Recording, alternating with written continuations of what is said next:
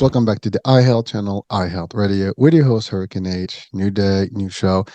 One of my favorite topics we're going to have today with an awesome guest. Our guest is plenty of things. She's a coach, she's an author, she is a motivator, she's a speaker, and she also has some interesting things that she's done, some incredible challenges, or I would say, uh, like I would call them Guinness records for me, but maybe they're not, that way. But they're definitely, achievements that very few Mhm. have done.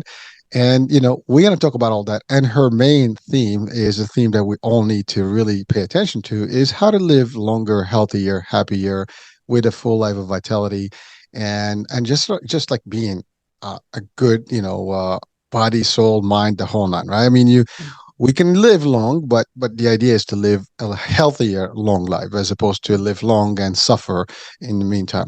Anyway, enough said. I mumble sometimes, but without any further ado, I have with me Tracy Herbert. Tracy, welcome to the show. Oh, thank you so much. It's so fantastic to be here. I look forward to spending some time with you today.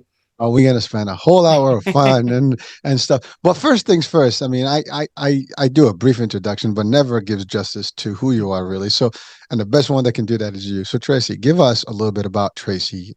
What got you into the work you do today, and because it's phenomenal stuff. And I know you and I got a brief intro before the show, and you thrive in this is something you enjoy, is you want to help people be better. And frankly, that's exactly what we want just as many people to get this vibe from you, and advice and insights. Hopefully they can apply that in real life and get a better life. So Tracy, your story. I was 17 years old, lying in a hospital bed in ICU, fighting for my life. I was hearing the beeps of all these crazy machines and everything, IV stuck in my arms. And the doctor walks in. He puts his hands on his hips and he says, "Young lady, you're going to be dead in 20 years. You're going to die with horrible complications. You're going to go blind. You'll have your legs amputated. You'll be on kidney dialysis for the rest of your life. And then you're going to never be able to have any children." And as he's turning around and walking out of the ICU room, he said, "Oh, and by the way, you're going to have to take several shots a day for the rest of your life because there isn't a cure. You've got juvenile diabetes." And he laughed. And 17, I'm laying there going, what? What did he just say? I never knew anybody with diabetes, didn't know anything about it. And I just kept saying, "I'm going to die in 20 years. I'm just a kid. I don't want to die in 20 years. I had my whole life mapped out in front of me." And then I started through the 2.5 weeks in the hospital. Everybody kept telling me the same thing. "You're going to die in 20 years. You're going to die with horrible complications, and life isn't worth living." And I'm sitting there going, wait a minute. So when I got out of the hospital, I'm trying to live a normal teenage life, learning to give myself shots and trying to figure this all out. And I was getting ready to go to a movie with all my friends. And my mom reminded me when I was running out the door, "Tracy, remember, you can't eat anything." Now, she didn't say it because we didn't have the money, or she didn't say it because she was mean. She just was helping me learn the discipline with living with diabetes. Because back then, the meal plans were totally different than they are today. So just like you did with your friends, you walk into a movie theater and instantly you smell the popcorn. And, all my friends were getting the popcorn, the candy, the soft drinks. And when it was my turn, I asked the concession stand clerk for just a small cup so I could get a cup of water out of the drinking fountain. And she looked at me like I was from outer space. And I said, "No, no, no, I'll be glad to pay for this." And this was way before diet soft drinks, way before bottled water. And she said no. And I was crushed. I ran out of the movie theater screaming, crying, "Why me? Why me?" Everything in my life was saying, "You can't, you can't, you can't." And I'm driving home. I got in bed and I'm sobbing, a 17-year-old kid, realizing life is over. And I said, "Tracy, you've got two choices. You can be better or you can be bitter. What are you going to choose?" That moment, my life changed. And I said, "I'm going to be better." And I've lived now 47 years with this diabetes diagnosis. And I live every day with the idea that I'm going to be better and not bitter. And so what I started doing was I started going to the medical school libraries. Again, this was way before the internet. And I started researching everything I could on how to live a longer, healthier life despite my diabetes. And it was so fascinating with what I was learning that I wasn't hearing from all these medical doctors that were telling me the same thing. And I started believing, wait a minute, Tracy, you can do this. You can do this. And so for years and years and years at this time, I'd been researching and trying different things on me. I always say I'm a guinea pig because I try things on me first before I even have my clients try it because I want to make sure this is actual science and it works. And then in my mid 30s, I started feeling really sick and old, 30s. And I started feeling like, well, maybe the doctors were right as I was coming along with my 20-year anniversary of my diagnosis. In mid 30s, you shouldn't feel this way. And I do have two children by this time. So I was worn down with kids, but everybody, all the doctors said you couldn't have children. Not only do I had two healthy children at that time, but they were also very healthy. And so I started researching again and I started realizing what I'm eating is just talk for breakfast. The healthy diet for breakfast in America, it was not working for me because my blood sugars would spike and then they would crash. And this happens for everybody with or without diabetes. And when your blood sugar crashes, that's when you realize you have no energy, but also you're more tempted to eat the unhealthy foods. So, with my researcher's cap on, I started trying different things, doing what they were doing around the world. I started eating salads, healthy proteins, healthy fats, and I started feeling better. So, in the middle of the day, I'm having more energy than any of my coworkers. And people are asking me, what are you doing? So I'm telling them what I'm doing. And then I'm doing the same thing then for lunch because, people go out for pizza or Italian food. And the same thing happens after lunch. What do? They reach for a soft drink or they reach for candy because they're exhausted. Again, their blood sugar spikes with or without diabetes, and then it crashes. It's when that crashing happens is when you just absolutely lose control, but also don't have any energy. And I started transforming my diet. And then I started having more and more energy. And I'm thinking, okay, I'm on to something then. And then maybe about 10 years ago, I wrote my first book. And it's based on medical research on living with diabetes. And it all came down to my 3M formula. Because when you start thinking about why am I still alive and what am I doing, it all boils down to these 3Ms. And if you don't hear anything else today, listen to this because this is critical. Mind. You have to have the right mindset and realize you can do anything you set your mind to. You could have an apple versus a donut, and you're going to be so much happier that you did have that. You can get out of bed in the morning and exercise, and then instead of hitting the snooze button, you have more energy where you're going to be more productive throughout the day. And then the second M is mouth. We have to learn to eat to live. Don't live to eat. Because when we choose foods that hurt us and doesn't help us, we're going to be sitting there exhausted and tired and not wanting to do anything. And the third M is move. We have to get out of our chairs and move more. And these 3Ms, if you look at it like sprockets, they all work together. So if you have the right mindset, you're going to start eating the right kind of foods, which then in turn will help you start exercising more. And I'm not talking about running marathons or anything. I'm just talking about simple little things that you can do every day to get more movement in your day. Take the stairs instead of the elevator. Park the car further away. But when you start eating healthy, you have the right mindset, then you start moving more. Your whole body is just holistically so much healthier and so much happier. That's why I have more energy in my 60s than I had in my 30s. And it's amazing when I meet these young people, or I have 6 grandkids, and they're always like, how are you doing this? And our kids are like, can't keep up with us because they're not following what we do at our house. And what we do is we eat to live, don't live to eat. And we move more. We do something every day. And I've been exercising some form or fashion for almost 47 years, every single day, because I need that to live with my diabetes. And my blood sugars are not perfect, but really well controlled because nothing is perfect in this life. Perfection doesn't work. obviously. Exist. But when I spoke, when I speak to especially doctors, and I spoke at Harvard a few years ago, and I got off the stage, and the doctors were asking me, "How are you still alive, and what are you doing?"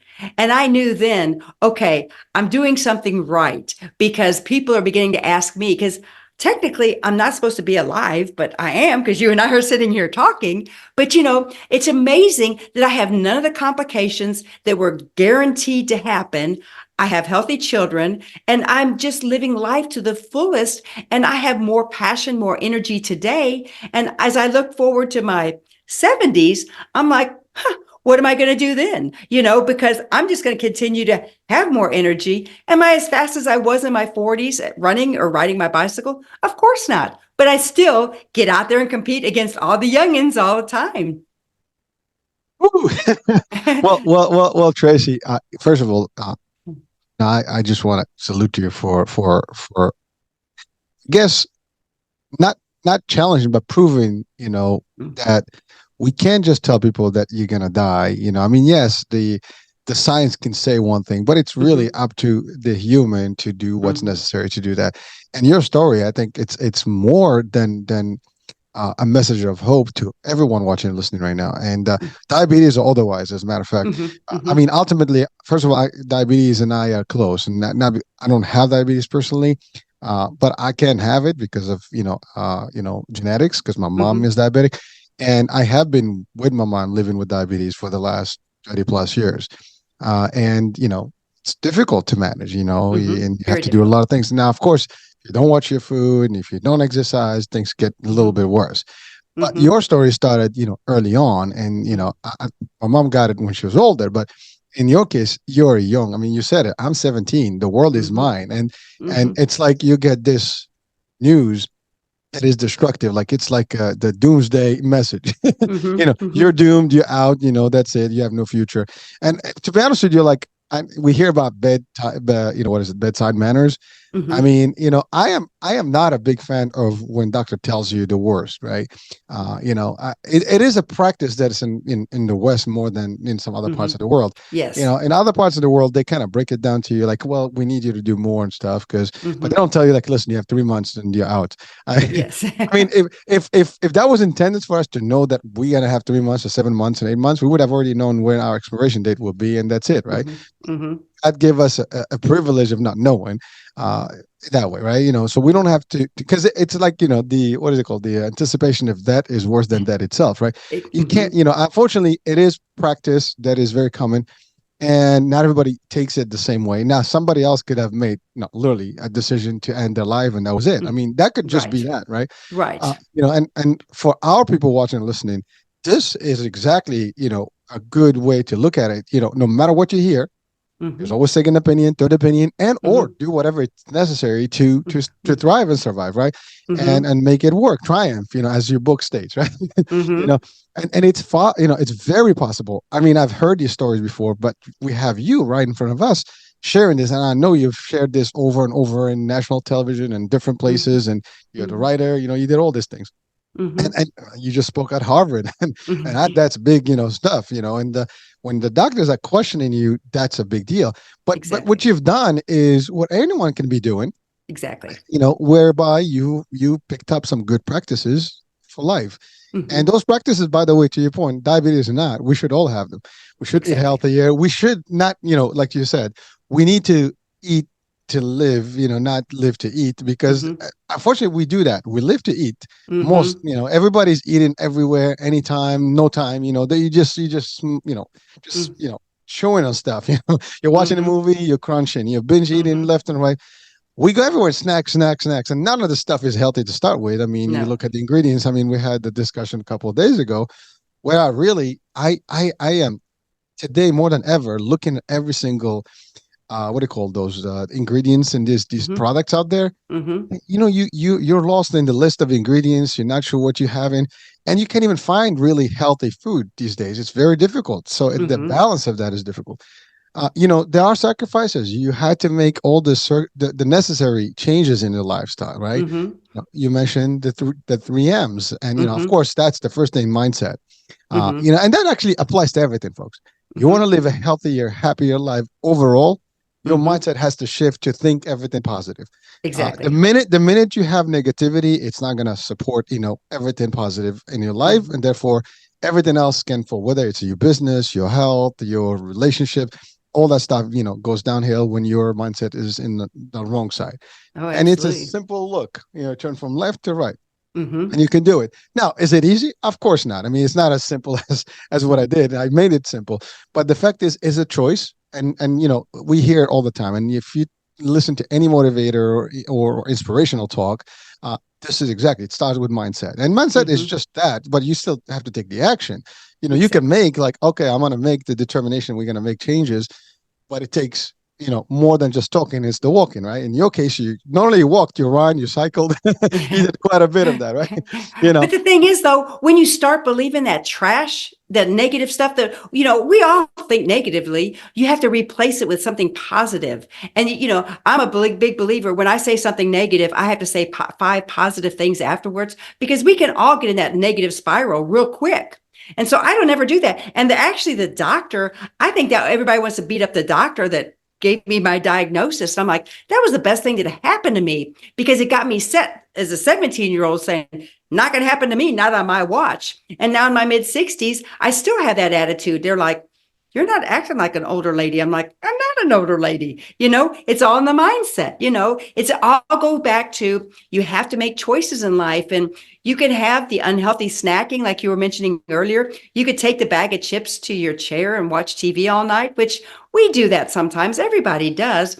But what you want to do is instead of taking the whole bag of chips and start eating mindlessly, which was what we do, put a few of those unhealthy snacks on a plate and then set the snack aside and say, I'm not having any more. So you already have a plan. And then you just eat the snacks, a little bit of snack instead of eating a whole bag of chips or cookies or whatever it is you're going to eat. It's really not difficult when you start feeling so much more energy.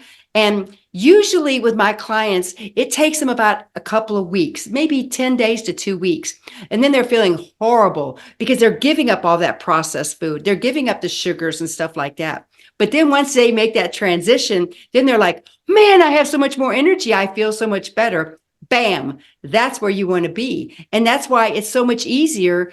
It's a challenge to prepare, but you have to be prepared in order not to fail. And it's the same thing, a lot of people in their 30s right now are horribly, horribly unhealthy. And I would love to share. Can I share a story with you about a lady I met on my bike ride? Please, of Okay. course, we So, want to hear those. okay. So to make it clear to everybody, so to celebrate, and I use quotes, celebrate my 40th anniversary of my type 1 diagnosis of diabetes. I do something every decade to celebrate because I choose to be better, not bitter. I decide to ride my bicycle from the Golden Gate Bridge in San Francisco, and then I finish at the Brooklyn Bridge in New York City, and then on the Dr. Oz show. And about the second day on my ride, I was waiting for the light to turn green in Sacramento. And I just had that gut feeling. I kind of happened to look at a lady who was sitting at the bus stop and she said, must be nice to be able to ride your bike across a city. And I said, well, actually, I'm going to New York City. But I got off the bike and I started talking to her. And she was the sweetest lady in her early 30s, morbidly obese. She had the prettiest smile of anybody I've ever seen. And she was telling me she was so embarrassed because she was waiting for her brother to come around the corner from their house to pick her up because she couldn't even walk a couple of houses away from the bus stop to go home. And she was so sad and so depressed. And so the health coach in me came out and I started talking to her. And I said, could you go next door and walk to your next door neighbor's house? I can't. Everything I said, she said, I can't. And I said, could you walk to the end of your driveway? And just for a split second, she said, I think I can. And that's all it took. And I said, okay, walk to your driveway and rest and walk back. The next day, do it again, eventually go further and further, walk maybe twice. And then when you're good at that, walk next door and then walk the further, the next house down, the next house down, and then walk to the end of the street and then walk around the block. I mean, it's just simple things that we all know, but she had no confidence or no hope. And as I was riding into New York City, I got a text message from this sweet young lady. And she said, I have to tell you, I just signed up for my first 5K walk. And y'all, that's 3.1 miles. The same lady who couldn't even walk 2 houses down to get home, had to wait for her brother. She had just signed up for her first 5K. And she said, Tracy, I didn't even think about losing weight. She said, the weight is coming off of me and I'm really not making any changes, except I walk every day and I walk all the time. And that's what I tell people is start small. It doesn't have to be a bike ride across the United States. It doesn't have to be a marathon. It doesn't have to even be a 5K walk. But walk into your driveway, find something you can do. It may just be getting up and down off your chair a few times without using your hands. Find things that challenges you, but not too much because you want to have success. And that sweet lady, her life has changed. She always says, my life changed because I met you. And I'm like, no, my life changed because I met you because you're actually doing it. And her life exemplifies her family is now healthy. I mean, her neighbors are healthy. I mean, the ripple effect, not just a sweet young lady, but the whole entire community of hers is now getting healthy. And that's what it's about. I mean, it's just simple things like that. Find things you enjoy and do them. Because if you enjoy it, you're going to do it over and over again. Just like food. I mean, there's some food that's healthy that I can't stand. I don't eat it. If I don't like it, I'm not going to eat it. There's some exercise I can't stand. I don't do it because that doesn't work for me. So find activities you enjoy, find the right kinds of foods, and you're going to be shocked how much more energy you have, how much further you can go in just a few short weeks. It's not rocket science, but we try to make it because we tell ourselves, I can't. Just like that sweet lady, I can't do it. I can't do it. No, you can do it. Start today and just do one little thing. Just walk to your driveway. And that was one of the highlights of my ride. I mean, I had highlights like that throughout the whole entire trip, but that's a great example of how somebody who was stuck in their stinking thinking transformed from I can't to I can, and now is thriving like no other person I know. Well, Tracy, I have to say, I mean, anyone watching you or listen, I mean, I'm just like, holding my hands here and watching you. I mean, talking about energy, Mm-hmm. it just oozes through that. I mean, through my screen, literally, it's coming up, and you can hear it, folks. If you're watching or listening right now, you can see that energy, and it is first of all passion. I think you have Mm-hmm. passion Yes, for what you do, yes, yes. and so that kind of really just projects on its own. But really, you have energy physically, and that's because of your practical habits that you've Mm-hmm. established over 40 plus years. And Mm-hmm. and that's you can't take that lightly, folks. I mean, and I love the example that you've given of this particular young person who had this weight problem that Mm-hmm. took one conversation, and a spark took place, and the rest is history.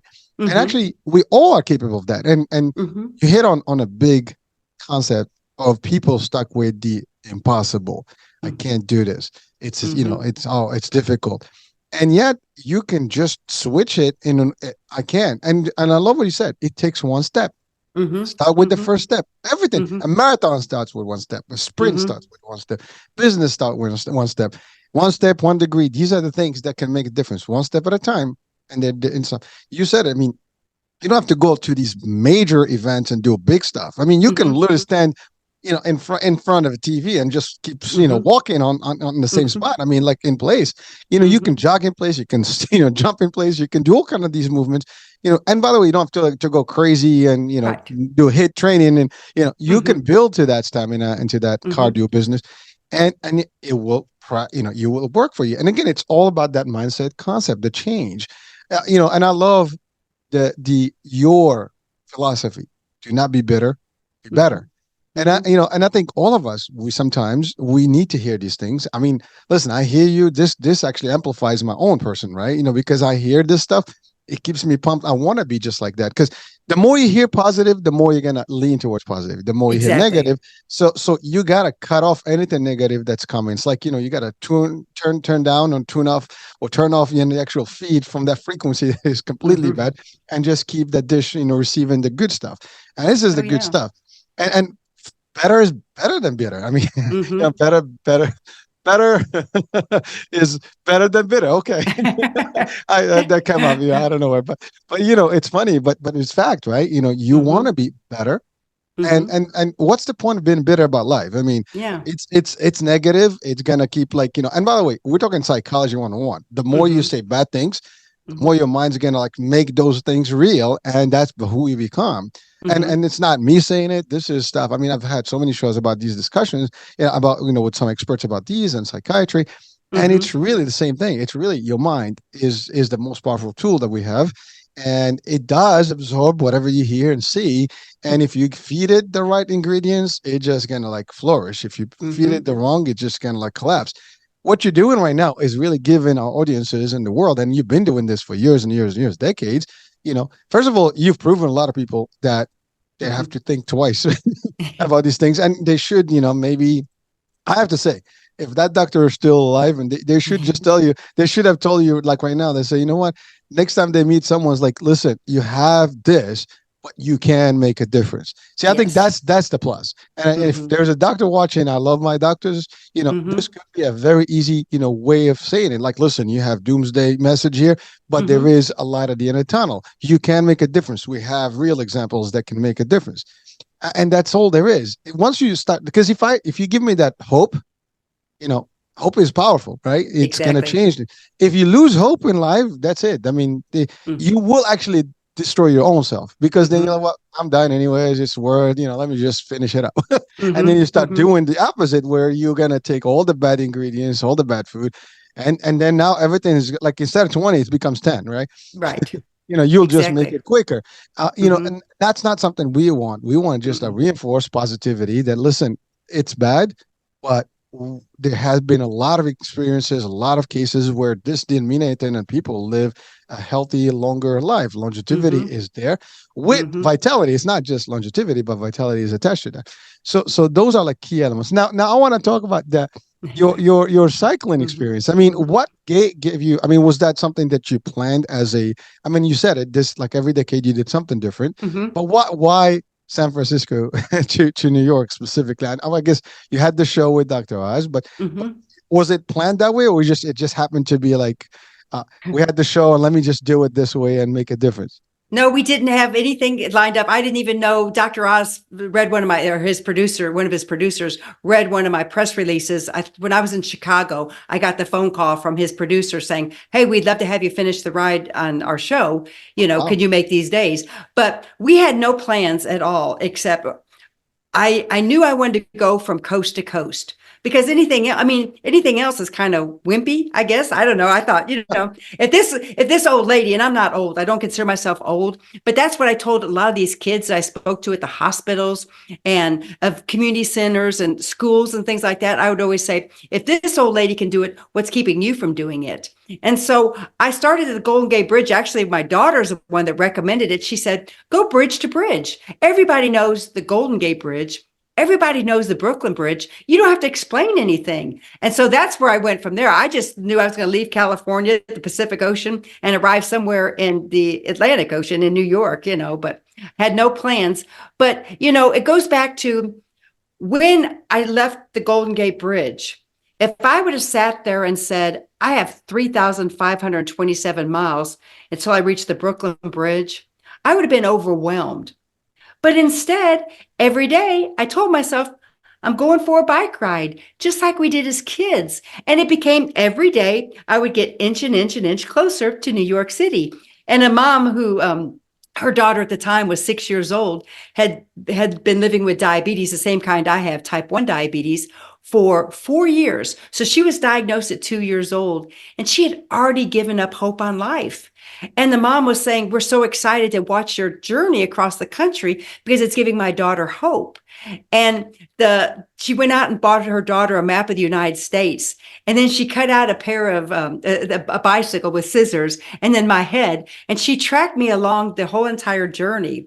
And so every day I thought, she's on my team. You have to have the right support. You have to be doing things for a reason. That's why I always tell people, hey, get out and find somebody to walk with. Don't walk by yourself all the time, because you need somebody to make that accountable. So when it was tough, climbing over the Sierra Mountains or something like that, I knew this little girl was on my team and I knew I had to keep going. So it's the same thing in life. Don't expect to ride 3,527 miles or even 5 miles on your bicycle, but break it down and say, you know what? I can ride around the block this week. And then maybe next week, 2 blocks. The same exact thing, like we mentioned earlier. One step equals huge results. You just have to go every day, but don't lose hope and keep focused on why you're wanting to reach your goals. Now, I can't tell you what goals to reach. I can't tell you do this for, or even your doctor shouldn't say, you got to lose weight because blank. You have to have it internally to know why you want to lose weight. So you tell yourself, why do I want to lose weight? Is it for a vacation? No, that's not good thinking. No, I want to live a longer, healthier, more active life. That's the kind of thing you want to be. I don't want to sit on a rocking chair in my 70s or 80s and watching life go by. Now, some people may want to. I don't want to. I want to be out there backpacking. I want to be trekking across the country again on my bicycle because I love doing those kind of things. My husband and I just backpacked to the bottom of the Grand Canyon. That's 10 miles straight down and carrying all your food, carrying all your supplies. And then we hiked back out. Was it easy? No, we do it every decade. It was much easier in our 40s. And it was even easier in our 50s than it was in our 60s. But you know what? We did it because we knew what it took. And we just do it to make sure that we can keep going the way we want to. We don't want to spend our time sitting on a rocking chair. And it's so sad because we have so many friends over the years that are our age and they talk about things they can't do. Oh, my knee hurts, my hip hurts, my back hurts. I can't do anything. And I keep my mouth shut because the health coach in me wants to come out. But I sit there and I say, could you do something? No, I can't. Well, unfortunately, a lot of these people eat a lot of sugar, eat a lot of unhealthy foods, and are overweight. And not realizing if you cut back on some of those things and start losing some of the weight, you might not hurt as bad. There's technically nothing wrong with their skeletal system, so they don't need knee surgery, they don't need hip surgery or back surgery. But they're not willing to even think about it. Instead, they want the negativity about, I'm a victim. It's because I'm old. And I'm like, you're not old. Anyway, but you can't make people do it for them. They have to make the decision. I can't force somebody to do it, just like you can't, but you have to find people that are willing to partner up with you and encourage you. I always like to use the example, who's going to text you at 5 o'clock in the morning or whatever time you want to get up and go for a run or a walk or something? Find that person. And then when you don't do it, they ask those tough questions because that's going to help you take control of your health so much more than just doing it by yourself or because, oh, my doctor said I need to start walking every day because I need to lose some weight. Not going to work. Does that make sense? Well, it does. And first of all, I think everybody knows what makes sense. Let's be Yes. clear. I mean, we all know if someone's gaining weight, they know that here's the first thing you will actually feel. You can't bend down to tie your shoes. Your pants are tight. You have to change your wardrobe. Things you start seeing the change. You have you breathe heavy. You can't walk up the stairs. Listen, I mean, I've experienced weight, gain at a point in my life where I went about 40 pounds over where I need to be. And I felt my knees were hurting. I couldn't even climb the stairs. It was just getting like nothing to your point. Skeleton wise, everything was good, but the weight is playing a number on your joint. And when it was almost by default, I was just like, okay, whatever. I was just chilling and not doing anything. And I did all the bad things in that year. And I realized it was not. And then it took me a couple years to actually get back to where I needed to be because, it's very easy to gain. It's a lot harder to lose. Yes. You have to pick up those habits. And definitely training was part of that. I mean, you have to train. You have to do. And we're not talking about intensive training. Like you said, walking is like the most common thing.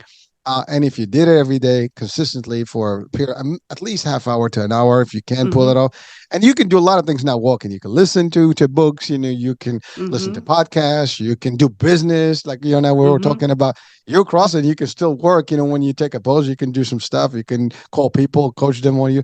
A lot of things can be done. So it's not very difficult with the technology we have. It's not even difficult. Mhm. That's it. And Tracy, you said something very, very powerful about your journey, for example, from the Golden Bridge to the Brooklyn Bridge. And the Mhm. one thing you said is that I didn't think about it at 5,327 miles. You thought about it like I'm taking a bike ride on a day-to-day basis, one day at a Mhm. time, Mhm. one, a piece of, segment at a time. And Mhm. and by the way, that is exactly what any journey to success is. Right. First of all, there's a couple of things there. One, you set the goal.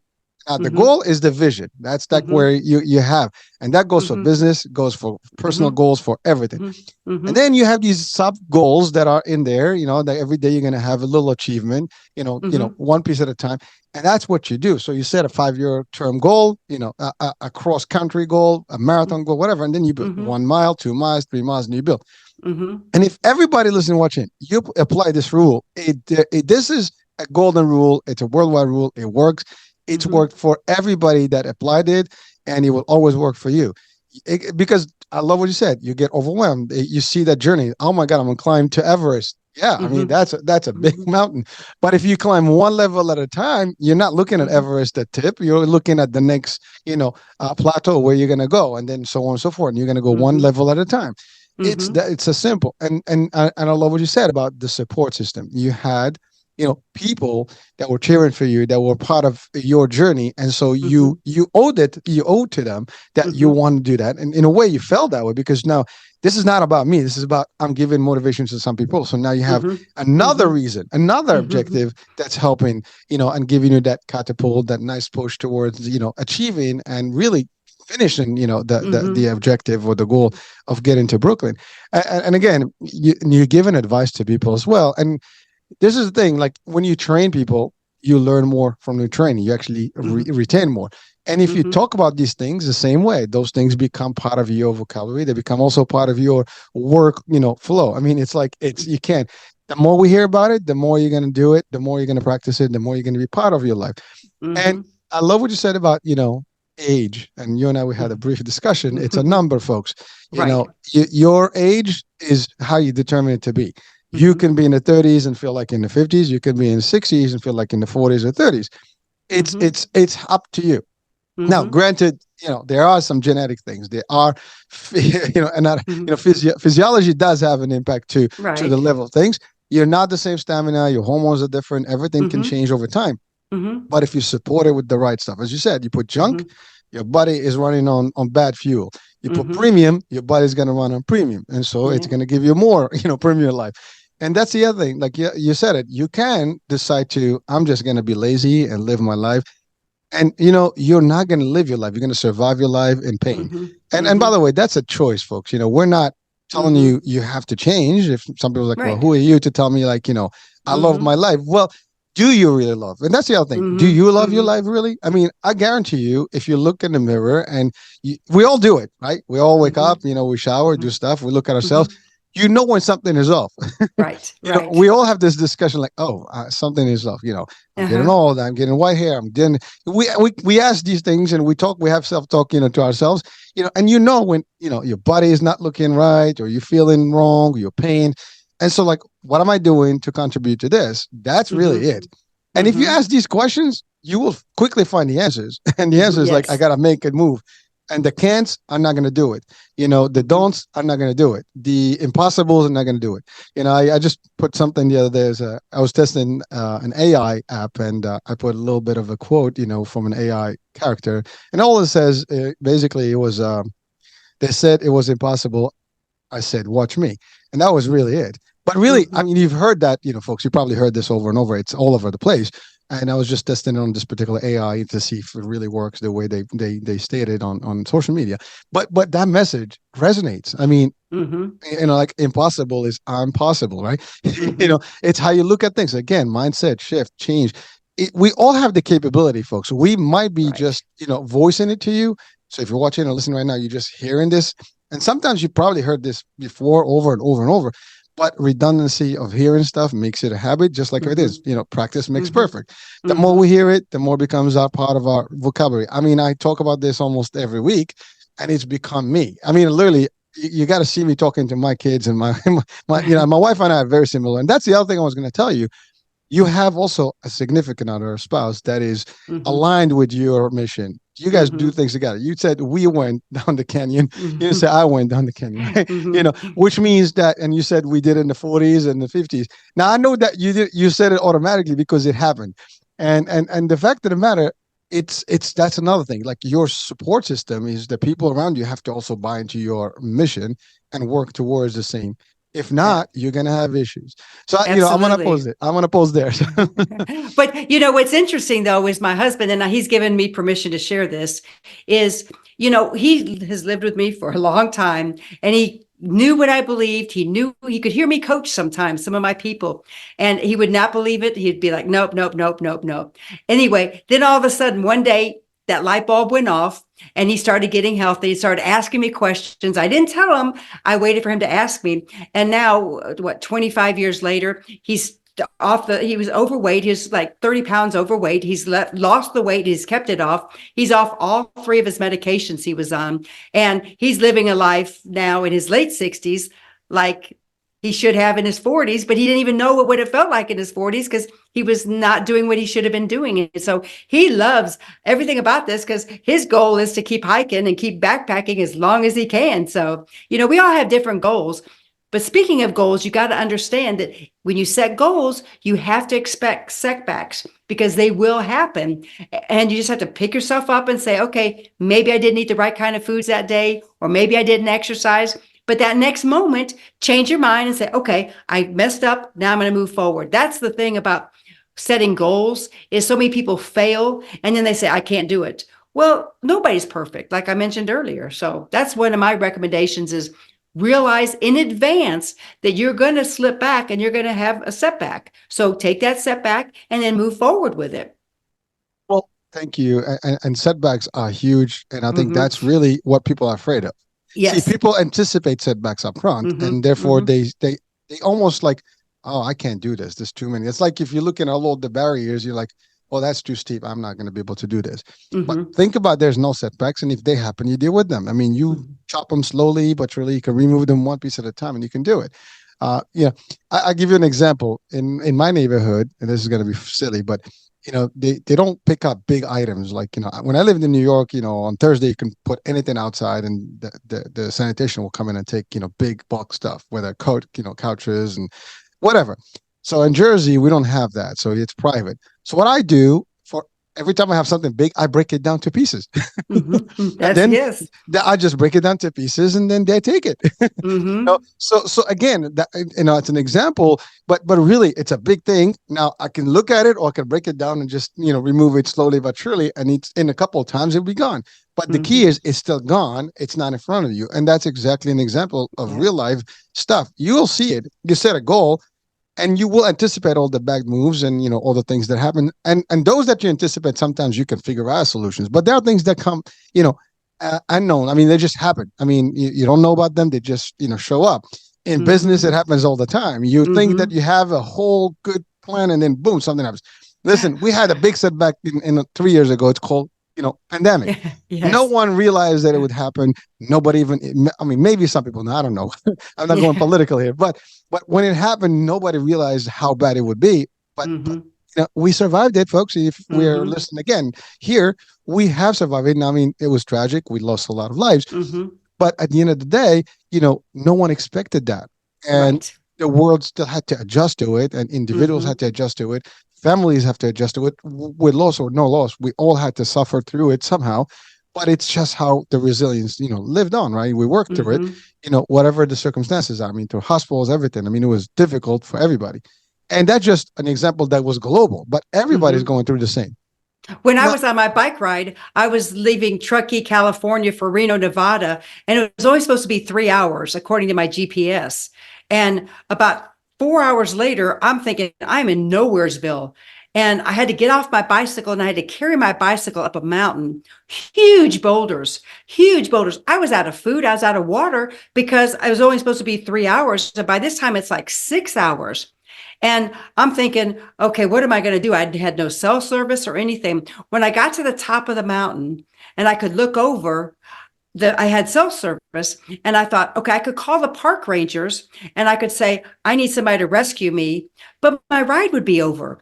And I thought, Tracy, That's a town down there. It may not be Reno, but you get yourself down there and you'll get GPS again. So I climbed, after climbing up that steep mountain, and I'm climbing down, sliding over these big, huge boulders, but I didn't give up. I realized I knew setbacks were going to happen, like they did the entire ride, but I knew it in advance so I could prepare for it. And then I kept going and finally made it to Reno, but it only took me 8 hours instead of 3 hours because I climbed the mountain. But you know what? I made it and the ride could continue. So whatever you're struggling with, little things like that, just keep your eye on the prize. And for me, I would visualize. I'm a big visualization person. That's huge for anything, business, health, anything. But I would visualize when I was really tired or really having a hard day, I'd visualize New York City in my mind. And so I'd keep pedaling every day, getting closer and closer to New York City. Well, thank you. I mean, so basically, it was a detour, Exactly. and in life, you're gonna have detours. Mm-hmm. There's no linear, there's no direct line. I mean, although in quantum physics, they say like like for example, you always hear this question, what is the nearest distance between 2 points? And they basically put a straight line. But if you take a Mm-hmm. page and bend it over, like to the extremes, you basically kind of bend time and space, whatever. There's Mm-hmm. there's quantum stuff in there, but the idea is in real life, you think it's a long, straight line, but there's always something, that can happen that detours Mm-hmm. you, whatever. And it happened to you. You lost, your GPS and you were like in the middle of nowhere. But Mm-hmm. you could have said, okay, it's over. And Mm-hmm. that's the key word, giving up. Mm-hmm. People sometimes they just give up too soon. Mm-hmm. And Uh-huh. again, I always refer to this. You probably seen this meme or picture everywhere on the net. Where the guy is digging for diamonds, and then he decides to walk away to leave, and it was literally just behind the next hit. And you Mm-hmm. never know when that's gonna hit, right? But Mm-hmm. once you're into something and you have your goal, don't stop. You just keep going. You'll Mm-hmm. hit it no matter what. It might take longer. You Mm-hmm. might listen. We all guesstimate stuff. We think five Mm-hmm. years is the timeline. Maybe it's not 5 years, Mm-hmm. because there's factors that sometimes you don't know, or things can happen. There's delays. There's many things that can happen, but it will happen as long as you're in it. You're gonna win it. Now, I love the eyes on the prize kind of concept, and the visualization is a powerful tool.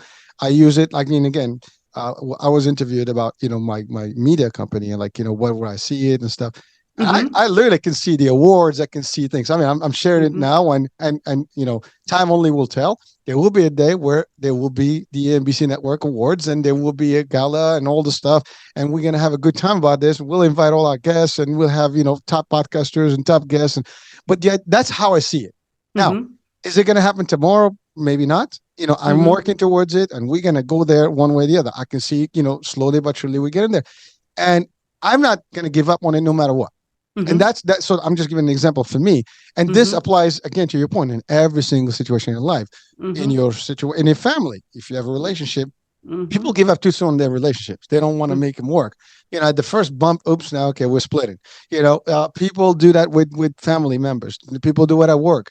The first, oh, I'm quitting or the job. You got to give it your best, and once you give it, all the way, and there's no more moves. I mean, it's like a chess game, right? I mean, there's a lot of ways to play.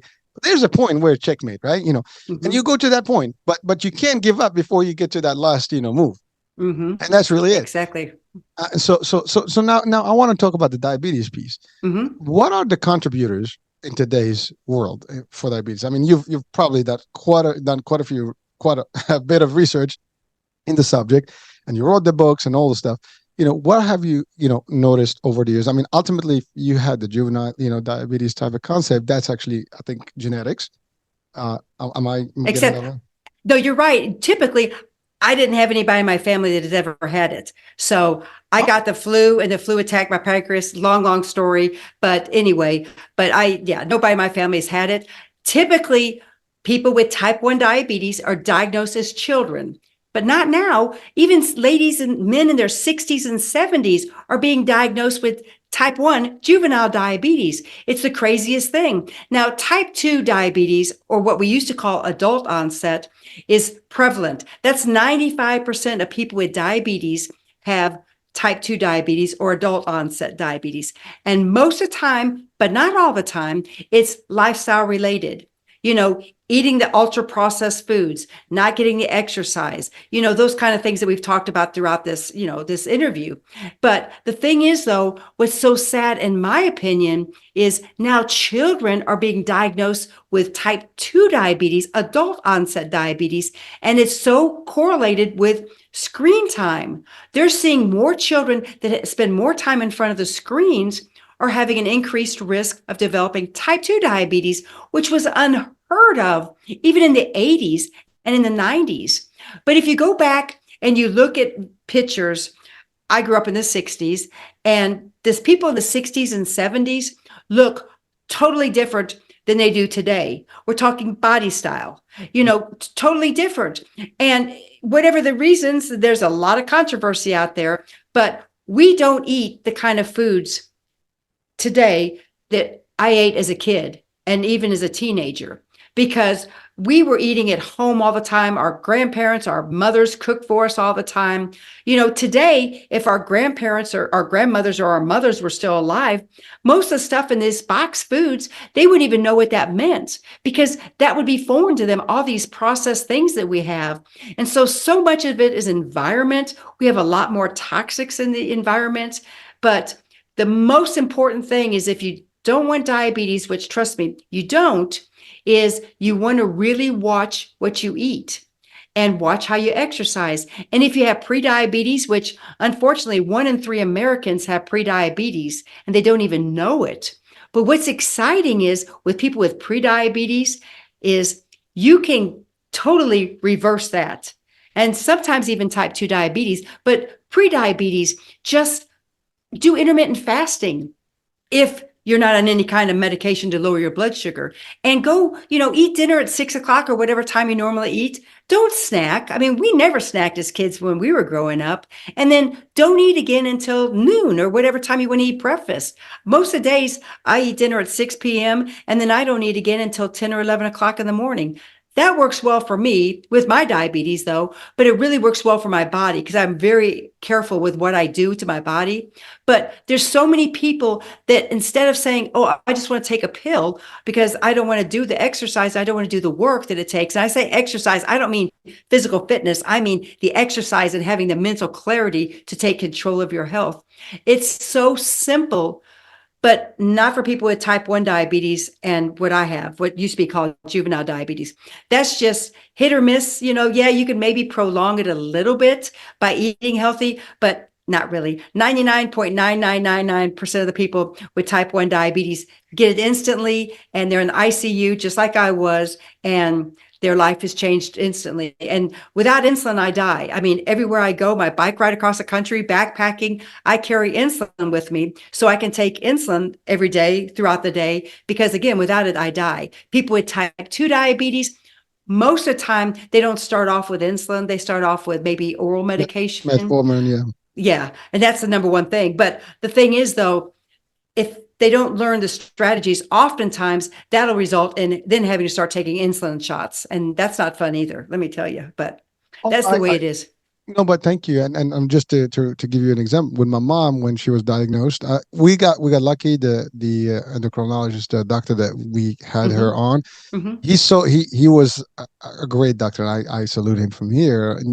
And what he did, I worked at a hospital, so we worked actually in the same company. And so I was on the insurance side, he was in the hospital side, but he was like, we practiced, we worked with him. And when I introduced him to mom, he just said, listen, she can go on the metformins and stuff, but it's only gonna delay the obvious.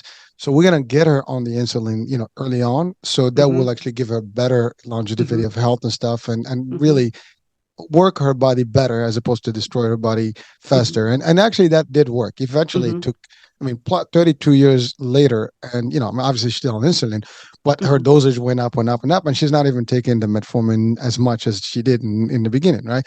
And so it shifted. Now obviously she gained weight. She's much older, and of course, when you're hitting a higher age, just not as mobile as, the last couple of years she hasn't been as active as she used to be. So that also, and then you hit on those three.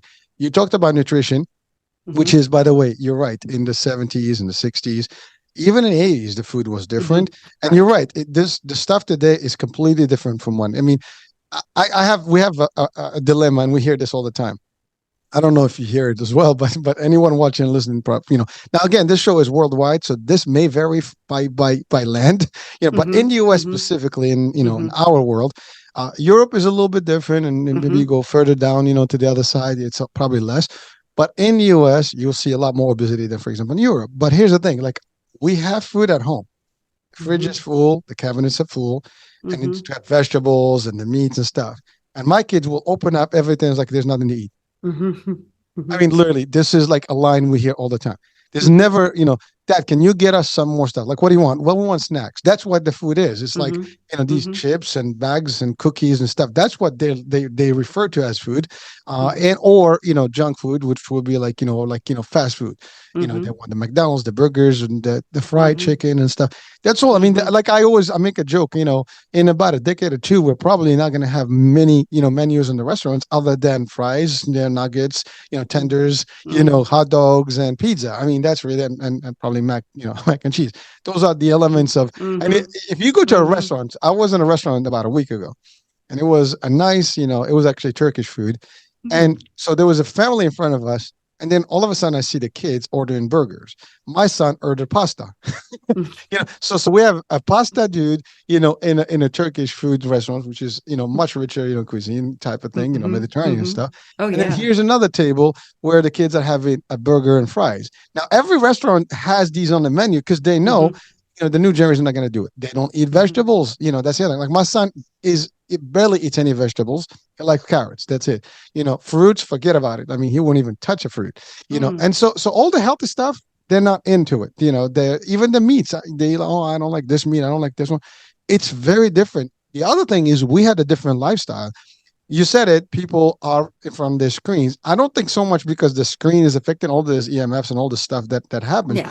I think it's Right. so. I think it's so much the fact that they just sit. They cut Sit. potatoes Mhm. for for Yep. for hours and hours and hours, and everything is being ordered. They eat on the same spot. Yes. And that's all there is. As opposed Mhm. to we played outdoors Mhm. and we sweat Mhm. our butt off all day long, and you Mhm. come in you from dusk to dawn or whatever, Mhm. or the Mhm. opposite. Yeah. From the Yes. daylight, to sunset, you go out, Mhm. and really run all night, I mean all Mhm. day, and then you Mhm. come in only to shower and sleep, eat and whatever, right? Yep. And that Yep. was a different lifestyle. So I Mhm. was super skinny. I have pictures that I was completely skinny. I mean, really, Mhm. and it was just that. I mean, because you were Mhm. super active.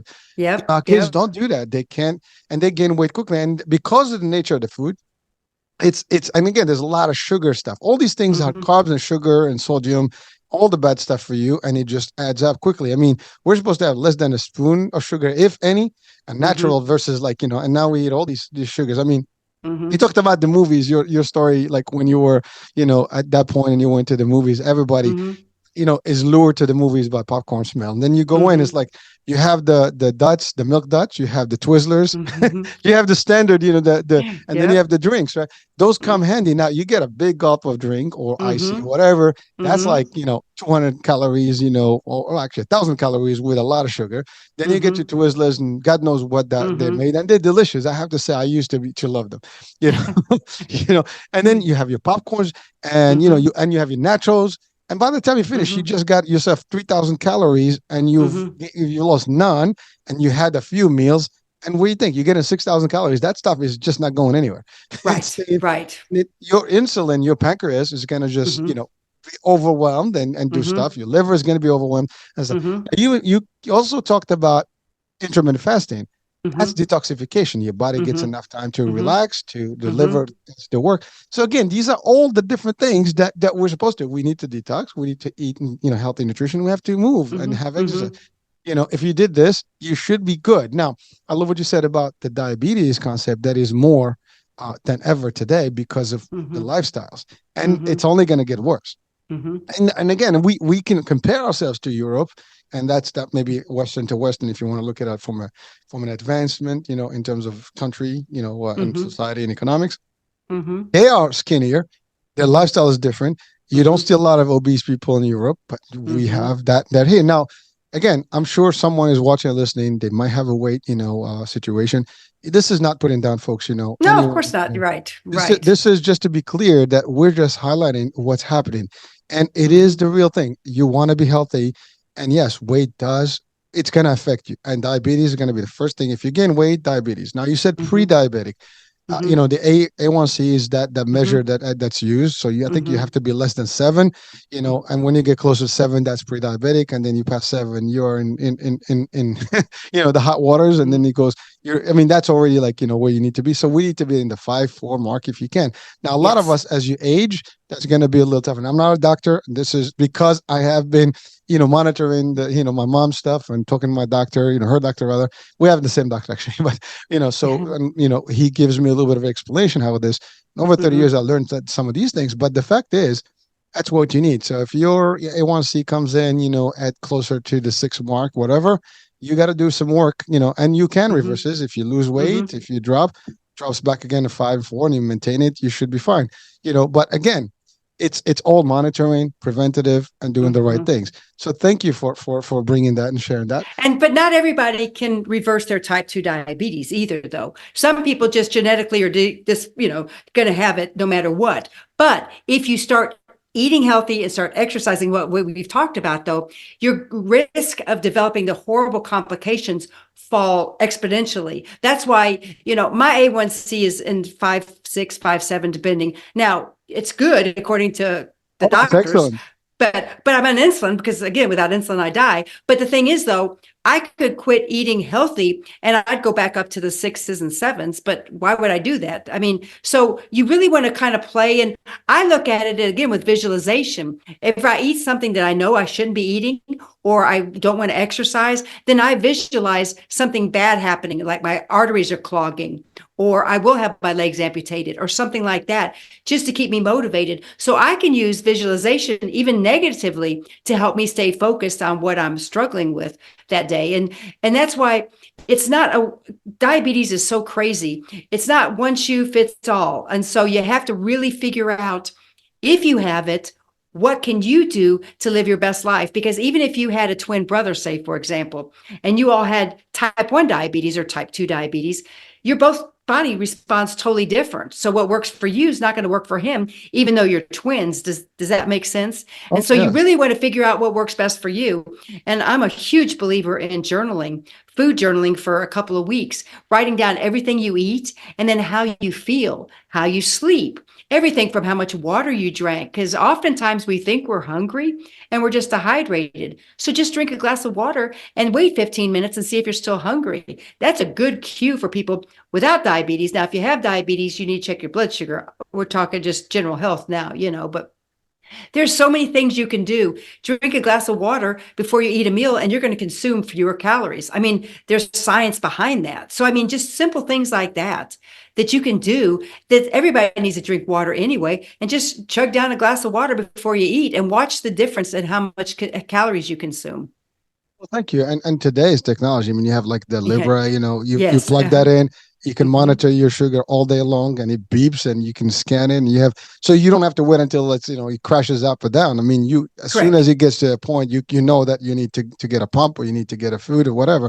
So you Hmm. have those things. So we have all the advancement to live healthier. And by the way, Hmm. thank you for clarifying the idea that it's not for everyone. I mean, everybody's going to have a different response. But if we all did it correctly, there's a good Hmm. chance to your point, your kidneys are not going to be as affected. Your Hmm. eyesight is not going to be affected, because I can tell you this happened. At a point, my mom's sugar was up, and she started bleeding in her eye, and she started, Hmm. like, literally for a day or so, that she had, she couldn't see in one part of the eye because of the blood there. And of course, she did the Hmm. laser treatment, and then that Mm. blood kind of disappeared. And luckily, since then, that never happened again. But I can Yeah. tell you, that's just an example that I can share with you. And people, you talked about amputee, losing your leg and having Hmm. amputation. Those are, like, it can happen with diabetes. I mean, it's a Hmm. silent killer. It affects a lot of the stuff. And you're Hmm. right. And then, of course, now you have cholesterol, you have, blood pressure, everything. That call them the three stooges. They come together as Yes. as a Yes. triplet. you know Uh-huh. Tracy, now you become a coach, wellness coach, Mhm. basically. Was Mhm. this specifically because of your stuff, or that was, just like your ambition, like you just decided to help people? I actually fought it for years and years and years being a coach. I would coach people all the time, and people were like, this is amazing. But I would fight it saying, oh, I shouldn't do this. I shouldn't do this. But I've been researching medical stuff for 47 years now. And I still research every day because I know it could help me and other people. And so I've been doing it full time now for about 20 years, but I've been coaching. I actually had my first coaching client in the hospital when I was 17 years old, a man who has just recently been diagnosed with adult diabetes, and he didn't understand stuff. And so I started coaching him then. And we even worked after the fact. When I got out of the hospital, he and I still work together.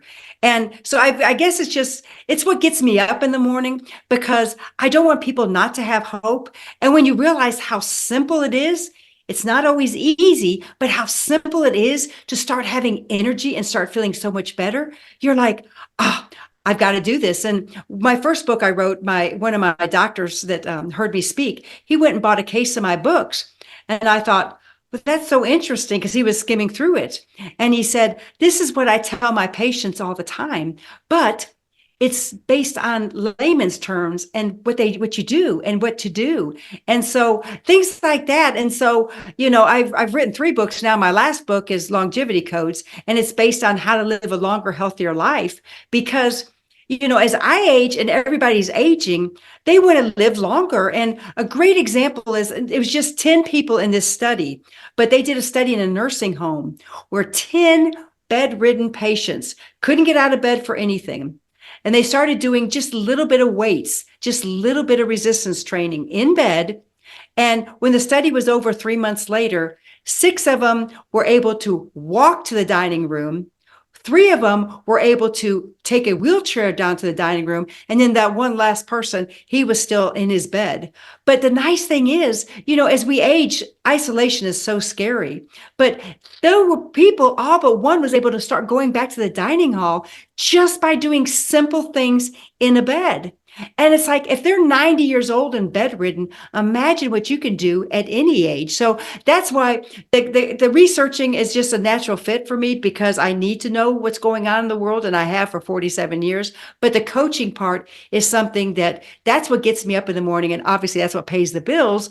But that's what really, when people realize how simple it is, and so many people just need accountability. I need help with this, can you help me? And we're all in this planet rock, that rock together, this planet earth. But what we do to help each other is what we need to do to thrive, because it's so important to have better health, especially as we age, and especially when you don't want to be on the rocking chair on the front porch unless that's what you want, and that's not what most people want nowadays.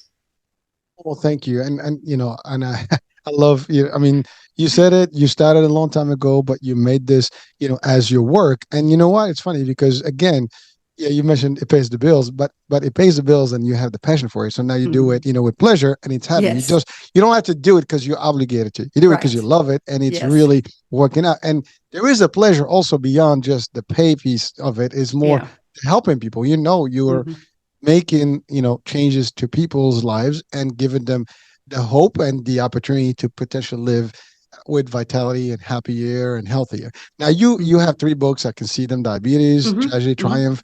You have the Ride of Hope, and you have the Longevity Code, which you mentioned. Mhm. Now, can you talk a little bit about the like what are the longevity codes? I mean, is there like a system? Or I mean, obviously, I would recommend that people do click the link of your website so they can actually get into the books and find more. Maybe you can order them and things like that.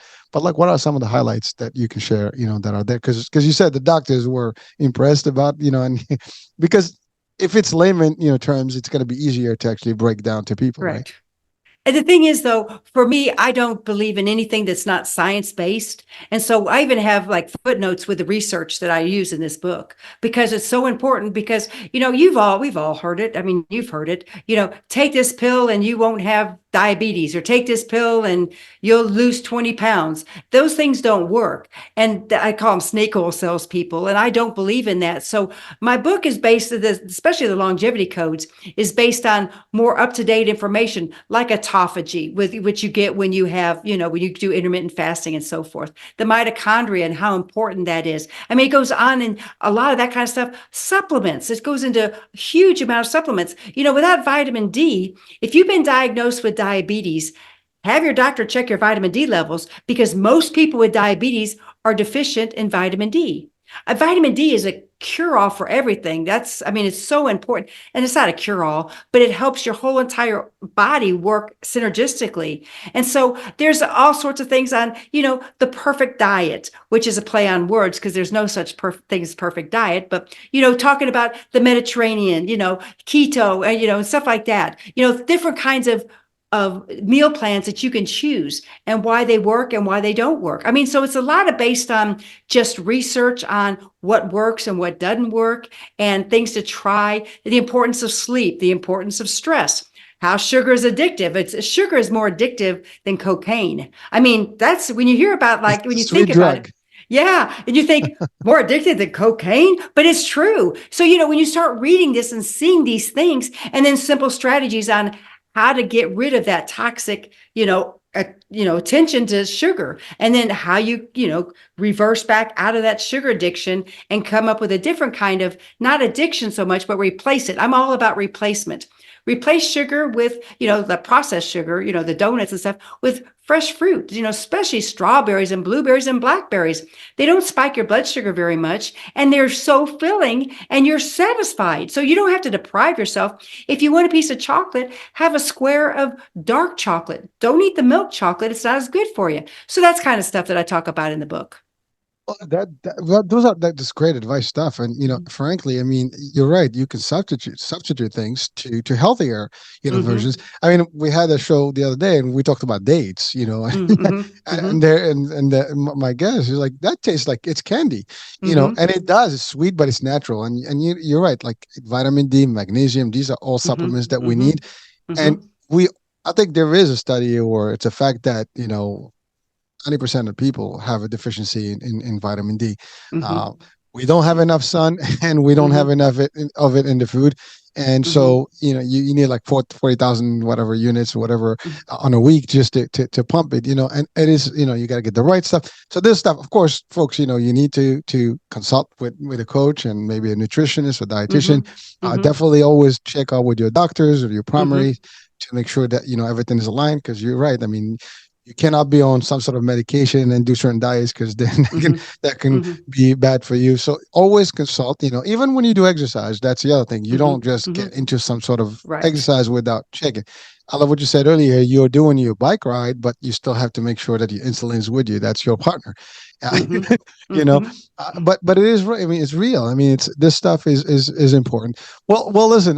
We've exceeded our hour, but it was just terrific stuff that we've covered, and I want to thank you, Tracy, for really coming on and sharing your story, your feedback, in terms of like how to deal with diabetes and how to really live a better life, and ultimately that's what it is. So I just want you to summarize to our audiences, maybe in one or two items, a piece of advice that you really want them to carry with them for the rest of their lives, and maybe share that torch with other people. Number one is, don't ever lose hope. No matter whatever you're struggling with, don't lose hope. Find somebody that you can talk to. If you can't find somebody to talk to, give me a call. You can't go without hope. Without hope, we have nothing. So don't ever lose hope. Find what works best for you. Get your blood work checked. They'll even check magnesium levels and things like that to see if you are deficient. If you have problems sleeping at night, that would be the first thing I would do, is check your magnesium levels. Your blood pressure starts creeping up, make sure your magnesium levels are good. There's so many things you can do that you can help yourself right now with just a simple blood test, that you can start making changes. But most importantly, don't ever lose hope. As long as we have breath, we have hope, and you can accomplish whatever you set your mind to. That's gotta make a reel. That's well, Tracy, thank you so much for joining us today, and for bringing all this value. I mean, this is like the super value. I mean, here it's like, we're getting the best of the best information. And some people say, well, what do you know about things? But I mean, nobody can argue with you about this because you've experienced it for a long Mhm. time, and you're showing it. I mean, you're vibrant, your vitality is there, your energy is there.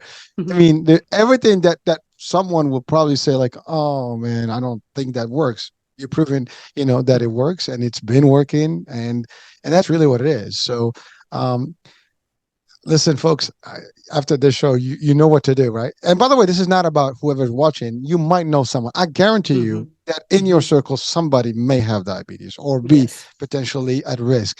And so talk to your friends, to your loved ones, and see if you see it bad. I guess practice or behavior in terms of food, and habits and things like that. There's a potential. You might want to get, a little discussion there. Share with them the value. Connect them, to the website, where Tracy's coaching is available, and whatever or whoever else that you feel. But the idea is that the help is there. You said it best. Hope is always Mhm. there. So there's always a way out, and you can make it happen. So that's about it, Tracy. Thank you so much for being with Thank us you. today. I also have lots of free resources on my website because my gift is to help people have hope and what they can do for them improve their health. All right, So, well, we're definitely gonna check it out. So, folks, you heard her. Check those free sources. If it's free, it's for me. We know that's that sentence, right? Well, check them out. You're not gonna lose anything. And your services are available worldwide, or Mhm. I mean, Yes. because Yes. it's all through the Yep. yes Hmm. Zooms and Hmm. All right, Yep. so no excuse, folks. Doesn't matter where you are. You can get the help and you can get the guidance. All Hmm. right. Well, there you have it. So we're coming to the end of the show today. I hope you enjoyed this discussion and you've learned a few things. And definitely there's a resource here as always. So I'm your host, Hurricane H. We'll be talking soon. New day, new show, new topic. Bye for now.